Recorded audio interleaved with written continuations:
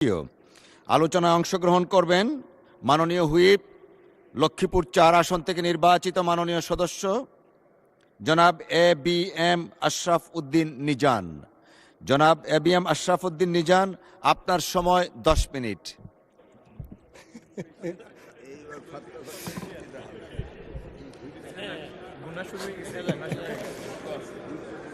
আউযু বিল্লাহি মিনাশ শাইতানির রাজিম।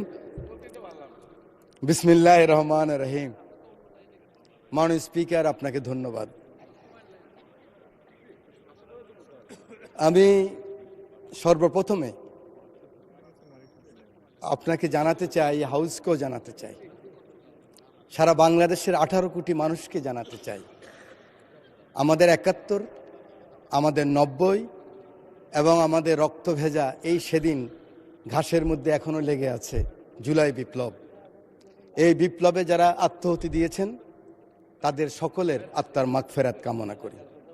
মাননীয় স্পিকার, এই সেদিন কোরবানের আগের সপ্তাহে আমি ভেস্তিনি হসপিটালে গিয়েছিলাম ব্যাংককের জুলাই যোদ্ধাদেরকে দেখার জন্য। সেখানে অনেকের সাথে কথা হয়েছে। এক তরুণ হুইল চেয়ারে বসে আছে, ওই জুলাই যোদ্ধার পাশে একজন তরুণী। আমি ভেবেছিলাম হয়তো বোন কিংবা কোনো আত্মীয় হবেন।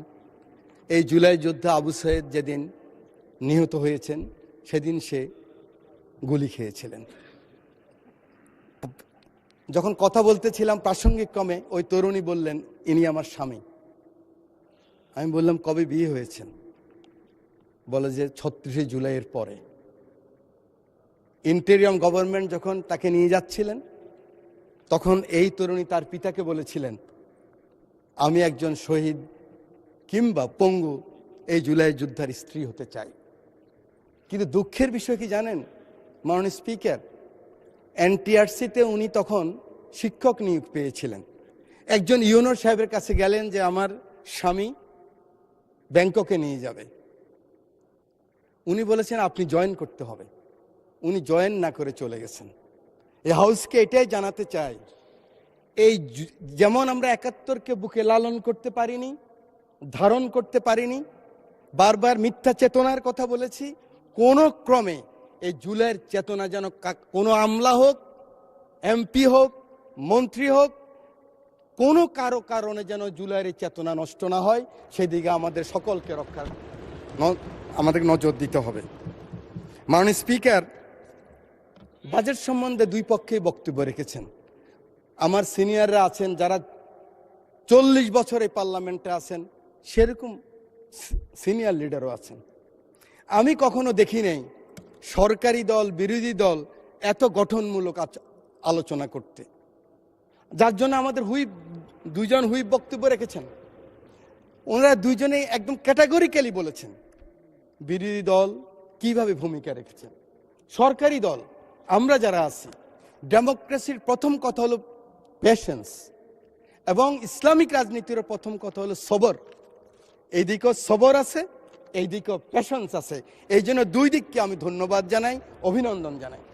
মাননীয় স্পিকার, এই বাজেট সম্বন্ধে অনেক কথা হয়েছে, আমাদের অনেক চমৎকার চমৎকার আলোচনা হয়েছে।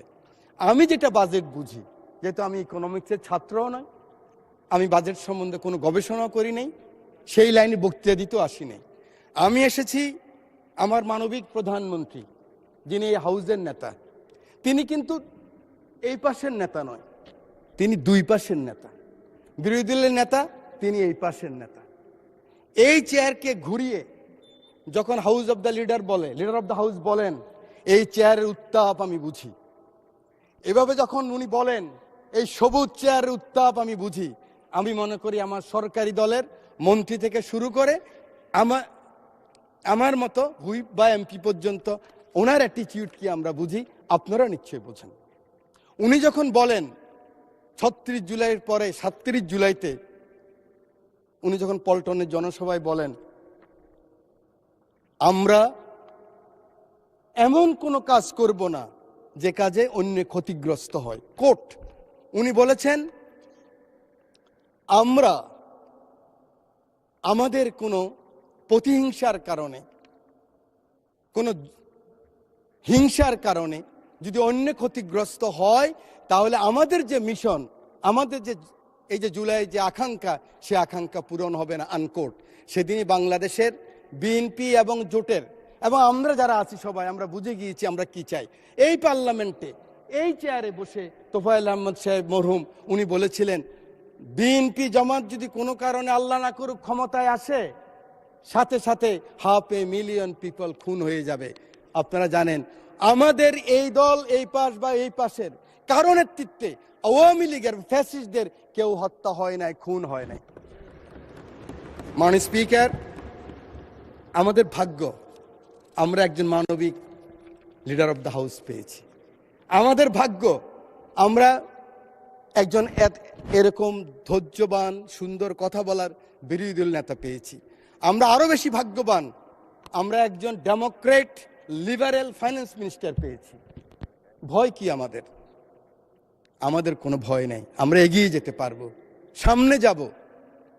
শুধু আমাদের প্রয়োজন আমরা ঐক্যবদ্ধ আছি কিনা, জাতীয় ঐক্যের ব্যাপারে আমরা একমত আছি কিনা, আমাদের সভরেন্টির ব্যাপারে, স্বাধীনতার ব্যাপারে, সার্বভৌমত্বের ব্যাপারে আমরা একমত আছি কিনা। এখানে যদি থাকি কোনো অপশক্তি আমাদেরকে নিঃশেষ করতে পারবে না, ধ্বংস করতে পারবে না। মাননীয় স্পিকার, মাননীয় স্পিকার, আমি শুধু বলতে চাই এই সংসদে আমরা যারা এসেছি 300 জন আমরা ভাগ্যবান। আমাদের নারী সদস্য এসেছে 50 জন, সবাই মিলিয়ে আমরা ভাগ্যবান। কিন্তু আমাদেরকে গত 17 বছর যারা বুদ্ধি দিয়ে, যুদ্ধ দিয়ে, অ্যাক্টিভিজম করে, হিউম্যান রাইটস করে, ওনারা অনেকেই তো আসতে পারেন নাই। ওনাদেরকেও আজকে এই মহান সংসদ থেকে আমি অভিনন্দন জানাই, ধন্যবাদ জানাই। আমি একটি কথা বলতে চাই মাননীয় স্পিকার, আমার বারবার এই কথাটুকু মনে পড়ে, যেহেতু আন্দোলন সংগ্রামে আপনাদের সাথে ক্ষুদ্র কর্মী হিসেবে ছিলাম। আওয়ামী বুদ্ধিজীবীরা কোথায়? আপনারা কি মনে করেন ওনারা চলে গেছেন? ওনারা কিন্তু ওনাদের মনোজগতে এখনো সেই কথাই আছে। কিন্তু আমাদেরকে যারা সাহায্য করেছিলেন, এই এত লিমিটেশনের মধ্যেও যারা টেলিভিশনে কথা বলেছেন, বিবৃতি করেছেন, বক্তৃতা করেছেন, সেমিনারে এসেছেন, সেমিনার আসতো ভয় পেতেন। আমি কিন্তু ওনাদেরকে ভাগ করে ফেলছি। আমি চাই যে ওনাদেরকে আমরা ডাকি, আমাদের লিডার অফ দ্য হাউসের কাছে আমরা নিয়ে আসি, এক কাপ চা খেলে ওনারা খুশি হবে। সেই ব্যবস্থা আমাদের সিনিয়র লিডাররা করবেন।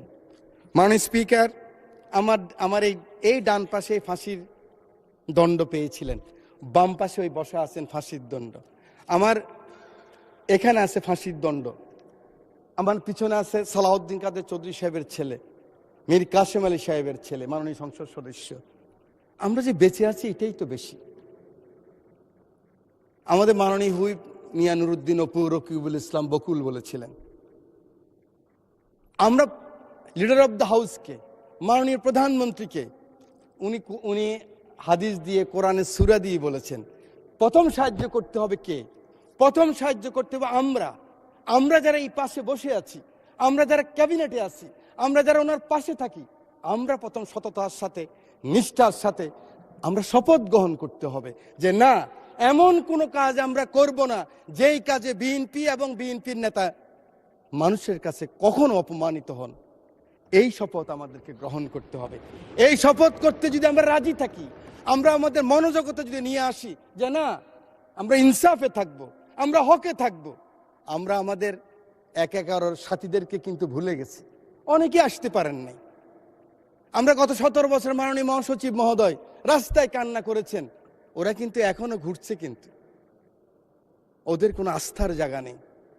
মাত্র 4 মাস, আমি জানি আমার একজন মাননীয় সংসদ সদস্য এখান থেকে বলেছেন ওদের জন্য প্রকল্প গ্রহণ করা উচিত, ওদের ব্যবস্থা করা উচিত। এই পাশে যারা ক্ষতিগ্রস্ত হয়েছেন আন্দোলন সংগ্রামে যে কর্মীরা, ওদের জন্য ব্যবস্থা করা উচিত।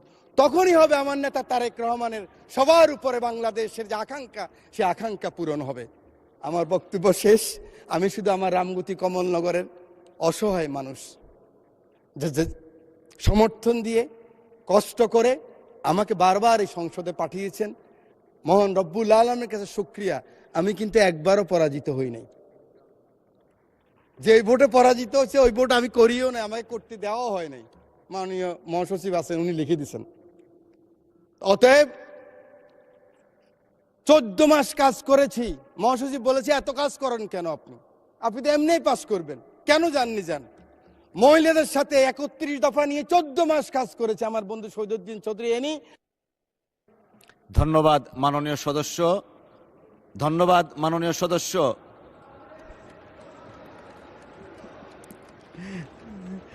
ধন্যবাদ মাননীয় সদস্য।